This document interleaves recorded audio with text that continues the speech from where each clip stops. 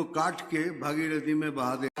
आपने वीडियो और थंबनेल देख के समझ गए होंगे कि मैं किस टॉपिक पे बात करने वाला हूँ। यह है मिथुन चक्रवर्ती, जो फिल्मी इंडस्ट्री का बहुत बड़ा सुपरस्टार है और बहुत इन्होंने नाम कमाया है, शोहरत कमाया है, दौलत कमाया है। लेकिन आज जो किया यह सबसे बड़ा सवाल है। आज जो भी बोला बहुत गलत बोला और मुसलमान के बारे में बहुत कुछ गलत बोला है। मिथुन चक्रवर्ती साहब ने पूरे ज़िंदगी फिल्मों में खर्चा कर दिया है, लेकिन बीजेपी में आया, नेता बना। फिर उसके बाद क्या हुआ कि चलो नेता बने तो बने, ठीक है, उसमें कोई दिक्कत नहीं है, लेकिन मुसलमान के खिलाफ़ बोलना यह सबसे बड़ा गलत है। अभी मैं जहाँ से वॉइस रिकॉर्ड कर रहा हूँ तो ये हिंदू एरिया है और यहाँ किसी का शादी ब्याह हो रहा है, तो इसलिए गाना का आवाज़ आ रहा है, तो इसके लिए माफ़ी चाहता हूँ। सबसे पहले इस वीडियो को देखें, हजरत मारूफ रजा साहब क्या कह रहे हैं, वो पूरा वीडियो देखें। काट के भागीरथी में बहा देंगे। जो आप अपने मोबाइल की स्क्रीन पर मेरे साइड में एक तस्वीर को देख रहे हैं, मिथुन चक्रवर्ती साहब, बखूबी आप जानते होंगे, काफ़ी मशहूर चेहरा रहा है। ये फिल्म इंडस्ट्री से इनका काफ़ी गहरा ताल्लुक़ रहा है और अब ये किसी लायक नहीं रहे। अब ये बुढ़े हो गए ना, तो किसी लायक नहीं रहे। अब इन्होंने बीजेपी ज्वाइन कर ली है, जो हिंदू मुसलमानों का सबका प्यार बटोर करके इन्होंने जो संपत्ति जमा की है, उस संपत्ति को बचाने के लिए अब इन्होंने बीजेपी ज्वाइन कर ली है। आपने इनकी मूवी ज़्यादातर इनकी फ्लॉप ही रही हैं, आप ये भी जानते होंगे। फ़ैन फॉलोइंग है इनकी काफ़ी, हिंदू मुसलमान सभी देखते थे इनकी मूवी, लेकिन ज़्यादातर तो इनकी मूवी फ्लॉप ही रहा करती थी। लेकिन आपने इनकी ज़बान से कभी भी ऐसी गलाजत नहीं देखी होगी निकलती हुई, कभी भी इनकी ज़बान से इस तरह के जुमले नहीं सुने होंगे जो इन्होंने कहा हो कि साहब मेरी मूवी सिर्फ़ और सिर्फ हिंदू ही देखेंगे, मेरी मूवी कोई भी मुसलमान ना देखे। उस वक्त तो खूब जम के इन्होंने प्यार बटोरा उस हिंदू मुसलमान, सिख ईसाई सबका, हिंदुस्तान भर से। लेकिन अब इस तरह की गलाजत बकते नज़र आ रहे हैं, इस तरह मुसलमानों के खिलाफ जहर उगलते नज़र आ रहे हैं, इस तरह ये भौंकते नज़र आ रहे हैं, सिर्फ़ और सिर्फ अपनी संपत्ति को बचाने के लिए। हम सब समझते हैं अच्छे तरीके से, मिथुन चक्रवर्ती साहब आप किसकी ज़बान बोल रहे हैं? ये कौन बोल रहा है? ये ज़बान आपकी है, ये बोल कोई दूसरा रहा है। बड़ा प्यार बटोरा आपने अभी तक, तो जब आप जवानी थी आप पर, आपने कभी नहीं कहा इस बात को कि साहब मेरी मूवी सिर्फ हिंदू देखें। आज आप किस तरह का जहर उगल रहे हैं? आपने कभी नहीं कहा कि मुसलमान मेरी कोई भी मूवी ना देखें, मुसलमान कभी भी नहीं कहा, लेकिन आज आप किस तरह की बात कर रहे हैं? मेरी आप लोगों से गुजारिश है, पहले आप इस वीडियो को देख लें, उसके बाद मैं चंद बातें और करूँगा। मेरी बात को मुकम्मल सुन करके जाएँ, मैं क्या कहने जा रहा हूँ इनके ताल्लुक़ से, मैं क्या जवाब मांगने जा रहा हूँ इनसे।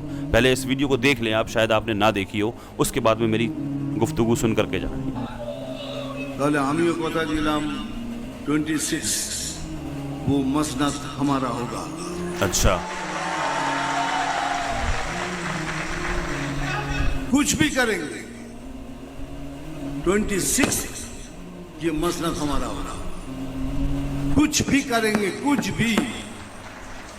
मैं होम मिनिस्टर साहब के सामने बोल रहा हूं, कुछ भी के अंदर बहुत सारे मतलब छुपा हुआ है। देखिए, हमारे यहाँ एक लीडर बोलता है कि हम 70% मुस्लिम हैं, 30% हिंदू, हम इनको काट के भागीरथी में बहा देंगे। हमने सोचा चीफ मिनिस्टर कुछ तो बोलेगा, कैसी बात मत करो, किसी ने कुछ नहीं कहा। लेकिन हम चीफ मिनिस्टर नहीं हैं, लेकिन हम तो बोलेंगे तुम काट के भागीरथी में फेंक दोगे, लेकिन एक दिन आएगा जब हम तुमको काट के भागीरथी में नहीं, तो भागीरथी हमारी माँ है, पुण्य माँ है, तुमको तुम्हारी जमीन के अंदर तुमको फेंकेंगे उधर।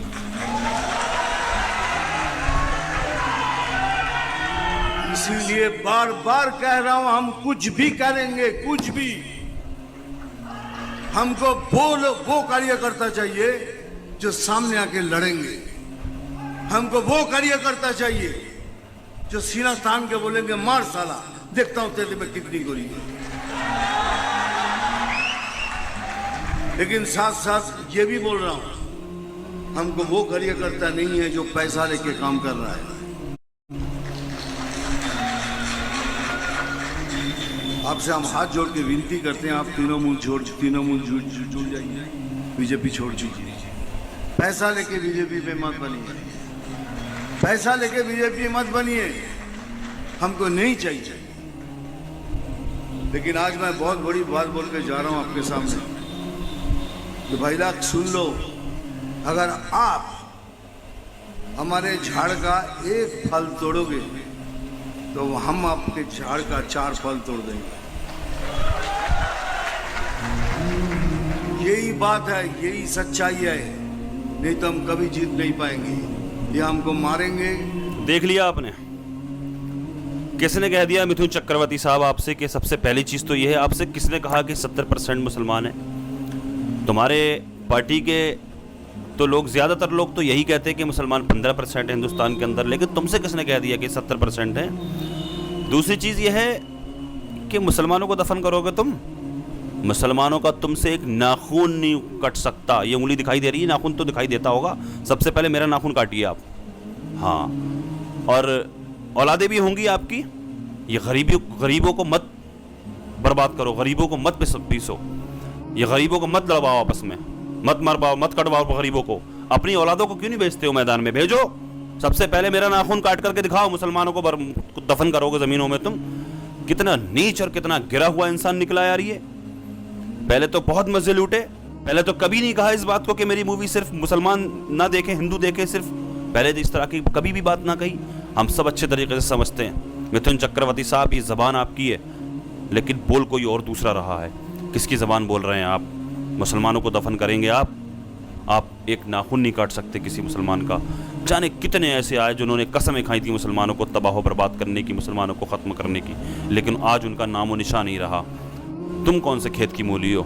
मुसलमानों को तबाह कर दोगे, मुसलमानों को दफन कर दोगे। तुम्हारी हैसियत, तुम भेजो अपने बच्चों को, है तुम्हारी कोई औलाद या मुखन्नस ही हो, अपने बच्चों को मैदान में भेजो ना। तुम और तुम्हारे जितने भी साथी, तुम्हारे कारकुन जितने भी बीजेपी के हैं, जो इस तरह की बात करते हैं, जो जहर उगलने का काम करते हैं, जो गरीबों को आपस में लड़वाने का काम करते हैं, इस देश को दंगाई बनाने का काम करते हैं, वो अपने बच्चों को क्यों नहीं भेजते? वो अपनी औलादों को क्यों नहीं भेजते? उनको भेजो मैदान में लड़ने के लिए। गरीबों को लड़ाने का काम क्यों करते हो तुम लोग? बस यही कह सकता हूँ मैं, और क्या कहूँ, क्या जवाब दूँ इन लोगों को मैं। लेकिन ये गलतफहमी है, जहन से निकाल दो अपनी कि मुसलमानों को दफन कर दोगे, मुसलमानों को उनकी ज़मीनों में फेंक दोगे। और तुमसे ये किसने कहा कि 70% मुसलमान है? खुद ही तो एक ज़बान तुम्हारी कहती है कि 15% मुसलमान है, अभी कह रहे हो आप कि 70% मुसलमान है। ये गलतफहमी अपने जहन से निकाल दो। मुसलमानों का तुम कुछ भी नहीं कर सकते, तुम्हारी बस की बात नहीं है, तुम्हारी क्या औकात है, तुम्हारी क्या हैसियत है, हम अच्छे तरीके से जानते हैं, हम अच्छे तरीके से जानते हैं ये तुम किसकी ज़बान बोल रहे हो, जो तुम अपनी ज़बान से जहर निकाल रहे हो। अच्छे तरीके से जानते हैं तुम किसकी ये ज़बान बोल रहे हो। अल्लाह की बारगाह में दुआ है, अल्लाह तबारक व तआला हमारे इस मुल्क में अमन व सुकून अता फ़रमाए। अल्लाह तबारक व तआला हिंदू मुस्लिम भाईचारा कायम फ़रमाए। अल्लाह तबारक व तआला दुनिया के तमाम मुसलमानों की इज़्ज़त व आबरू की, जान और माल की हिफाजत फरमाए। जो बेकसूर मुसलमान जेलों में कैद हैं, अल्लाह पाक उनको बइज़्ज़त रिहाई अता फरमाए। जो बेजा मुक़द्दमाबाज़ियों में फंसे हुए हैं, अल्लाह पाक उनको उससे छुटकारा नसीब फरमाए। दुनिया में जहाँ कहीं मुसलमान परेशान हाल हैं, अल्लाह पाक सबकी परेशानियों को दूर फरमाए। जो बीमार हैं उनको शिफा अता फरमाए। खुसूसियत के साथ अभी जितने भी लोग इस वीडियो को देख रहे हैं, हम सब में से कोई भी अगर बीमार है, कोई भी अगर किसी भी मर्ज़ में मुब्तला है, हम सब के अज़ीज़ व क़रीब मुहब्बीन मुतअल्लिक़ीन अहबाब सबको जुमला अमराज से शिफा याबी अता फरमाए। अल्लाह तबारक व तआला जिन जिन लोगों ने दुआओं की दरख्वास्त की है कमेंट के ज़रिए, अल्लाह पाक सबकी जुमला परेशानियों को दूर फरमाए। आका के सदक़े में मेरी दुआओं को अल्लाह पाक अपनी बारगाह में कबूल फरमाए। आमीन या रब्बल आलमीन। अस्सलामु अलैकुम व रहमतुल्लाहि व बरकातुहू।